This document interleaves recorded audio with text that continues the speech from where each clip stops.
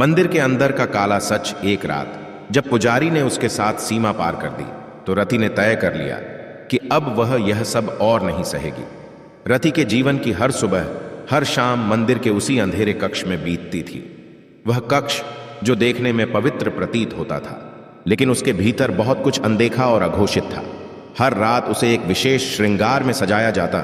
उसके बाल फूलों से सजाए जाते और उसके चेहरे पर मुस्कान लाने के लिए पुजारी द्वारा दबाव डाला जाता।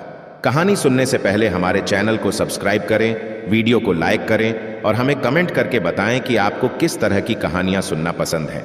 रति को शुरू में समझ नहीं आया था कि उसे इस तरह से सजाने का कारण क्या था। वह यह सोचकर चुप रहती कि यह भी शायद भक्ति का एक रूप है, लेकिन धीरे धीरे उसे असलियत समझ में आने लगी। एक रात जब वह अकेली थी, पुजारी ने उसके पास आकर उसे प्यार और भक्ति के झूठे शब्दों में फंसाने की कोशिश की। तुम विशेष हो रति, पुजारी ने कहा। तुम्हारा सौंदर्य भगवान को समर्पित है। तुम्हें भक्ति में पूर्णता हासिल करनी है। रति की मासूमियत के कारण वह यह बात पूरी तरह से नहीं समझ पाई, पर उसे पुजारी के इरादों का कुछ आभास होने लगा था। धीरे धीरे पुजारी ने भगवान के नाम पर अपनी इच्छाओं को उस पर थोपना शुरू कर दिया। हर रात वह उसे अपने पास बुलाता और उसे यह विश्वास दिलाने की कोशिश करता कि यह सब धार्मिक अनुष्ठान का एक हिस्सा है। लेकिन रति जानती थी कि इन अनुष्ठानों में भक्ति नहीं, बल्कि एक भयावह खेल छिपा हुआ था। रति को अब महसूस हो रहा था कि वह इस मंदिर में केवल एक साधन बनकर रह गई थी। एक ऐसा साधन जिसे भगवान की सेवा के नाम पर पुजारी अपनी इच्छाओं की पूर्ति के लिए इस्तेमाल कर रहा था। वह पुजारी के हर आदेश का पालन करती, क्योंकि उसे यह भय था कि अगर उसने इनकार किया तो उसे सामाजिक बहिष्कार का सामना करना पड़ेगा। उसकी कोई सुनवाई नहीं होगी। कई बार वह पुजारी से छुटकारा पाने के लिए मंदिर के अन्य लोगों से मदद मांगने की सोचती, परंतु उसे यह एहसास था कि इन सभी ने अपने लालच में पुजारी का साथ देने का संकल्प कर रखा था। उसे कहीं से भी उम्मीद की कोई किरण नजर नहीं आती थी। उसकी हर रात एक डर और बेबसी के साथ गुजरती। वह देवदासी के रूप में भगवान की सेवा के नाम पर शोषण की भयंकर पीड़ा झेल रही थी। पुजारी उसे समझाता कि यह सब उसकी पवित्रता और भक्ति का प्रमाण है, लेकिन असलियत में उसकी आत्मा हर बीतते दिन के साथ टूटती जा रही थी। एक रात जब पुजारी ने उसके साथ सीमा पार कर दी तो रति ने तय कर लिया कि अब वह यह सब और नहीं सहेगी। उसने गौरी के साथ मिलकर भागने का निर्णय लिया, क्योंकि अब यह मंदिर उसे भक्ति का स्थान नहीं बल्कि एक कैदखाना लगने लगा था। अंधेरा घना था और मंदिर की ऊंची दीवारें किसी गहरे रहस्य की रखवाली कर रही थीं। ठंडी हवा में दियों की मध्यम लौ थरथरा रही थी, मानो किसी भयानक सच को छुपाने की कोशिश कर रही हो। इन्हीं दीवारों के भीतर अपने ही ख्यालों में गुम रति चुपचाप बैठी थी। एक मासूम चेहरा जिसकी आंखों में सपनों की जगह अब केवल दर्द और डर रह गया था। रति को इस मंदिर में लाए हुए 5 साल हो गए थे। बचपन में जब उसकी मां ने उसे भगवान को समर्पित किया था तो उसने सोचा था कि वह ईश्वर की सेवा के लिए चुनी गई है। लेकिन समय के साथ उसे समझ आने लगा कि यह सेवा नहीं बल्कि एक ऐसी बेड़ी है जिसने उसे पूरी तरह से कैद कर लिया है। अब वह देवदासी थी, एक ऐसी स्थिति जो सुनने में भक्ति का प्रतीक लगती थी, पर हकीकत में यह उसकी जिंदगी का सबसे बड़ा अभिशाप था। रात के सन्नाटे में मंदिर के पुजारी के कदमों की आहट उसे चौंका देती।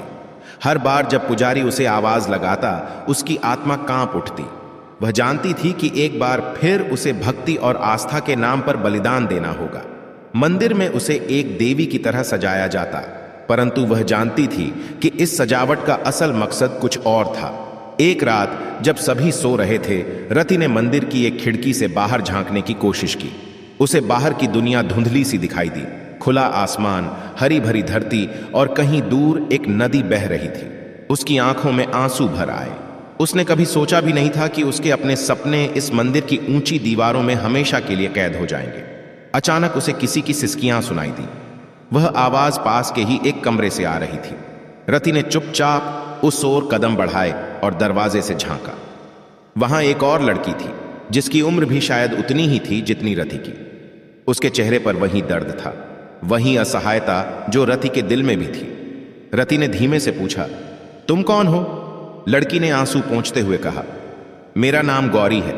मुझे भी देवदासी बना दिया गया भगवान के नाम पर, लेकिन ये जगह तो नरक जैसी है। उनकी बातचीत धीरे धीरे गहरी होती चली गई। दोनों ने अपनी अपनी कहानियां साझा की और एक दूसरे के दर्द में खुद को देखा। उस रात उन्होंने तय किया कि अब उन्हें इस कैद से बाहर निकलना होगा, भले ही इसके लिए उन्हें कुछ भी करना पड़े। गौरी और रति के दिलों में उस रात एक छोटी सी उम्मीद की किरण जाग उठी थी। दोनों के बीच एक अनकहा बंधन बन गया जो उनके दर्द और मजबूरी को समझता था। अगले कुछ दिनों में उन्होंने चुपके चुपके एक योजना बनाई, मंदिर से भागने की योजना। यह आसान नहीं था, लेकिन अपनी आजादी की चाह ने उन्हें हर डर से आगे बढ़ा दिया। रात का अंधेरा गहराते ही दोनों ने एक दूसरे का हाथ थाम लिया।